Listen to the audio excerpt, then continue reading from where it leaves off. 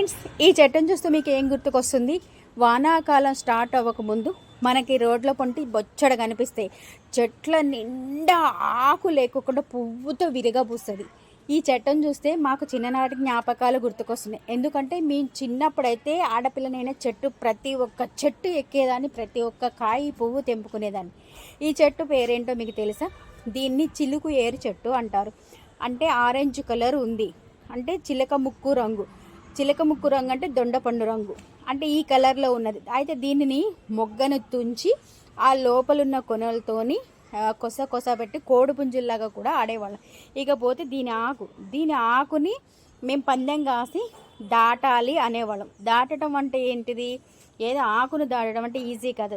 ఆకుని మనం తయారు చేస్తే బజార్ అంత పొడుగు వస్తుంది. అంత బజార్ మనం దాటలేం, అక్కడ ఓడిపోయేవాళ్ళం అంట. దీన్నైతే మేము చిలుకు ఏరు చెట్టు అంటాము. మీరైతే కామెంట్ బాక్స్లో కామెంట్ పెట్టండి, మీరు ఏమని పిలుస్తారు, ఎట్లా చెప్తారు. నా వీడియోని లైక్ చేయండి.